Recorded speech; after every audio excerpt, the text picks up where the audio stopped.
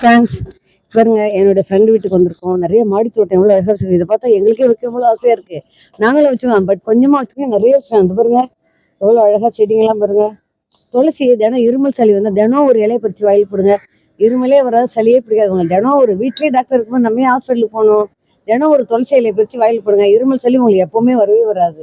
இந்த வாசனை பாருங்க, இந்த முல்லைப்பூ தலையில வைக்க கூட பரவாயில்ல. முல்லைப்பூ எவ்வளோ அழகா பூத்துருக்கு பார்த்தீங்களா?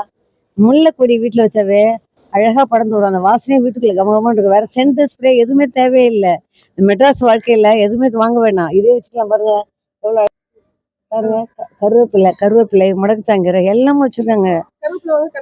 கடைக்கு போன தினம் சாம்பார் வச்சா வந்த நேரத்துக்கு டக்குன்னு ஒன்று எடுத்து கொதிக்கிற சாம்பார்ல போடலாம். எவ்வளவு வாசனையா இருக்கு பார்த்தீங்களா? கடைக்கு போய் எதுவும் வாங்க தேவையில்ல, வாடி வதங்கி பிக்க வச்சிருப்பாங்க. நல்லா ஃப்ரெஷ்ஷா இருக்கு பார்த்தீங்களா? கருவேப்பிலை இதே யூஸ் பண்ணிக்கலாமா? சரிங்களா? இது லைவ்ல வரேன். அதோ ஹலோ ஃப்ரெண்ட்ஸ், இது பாருங்க பிரியாணி இலை. கடைக்கு போய் வாங்கி காய வச்சு அதெல்லாம் வேணும். இது பாருங்க, இது காஞ்சா பிரியாணி இலை வாசனை அப்படி எல்லாம் வரும். பிரிஞ்சி பிரியாணி எல்லாம் போடுறது பாருங்க. இலை எவ்வளோ காஸ்ட்லியா இருந்து வீட்டுக்குள்ளேயே வரும் பார்த்தீங்களா? பார்க்கறதுக்கு குரோட்டன்ஸ் மாதிரியும் இருக்கும். பிரியாணி இலைக்கு இலையும் ஆயிடுச்சு, குரோட்டன்ஸ் மாதிரி இருக்கு.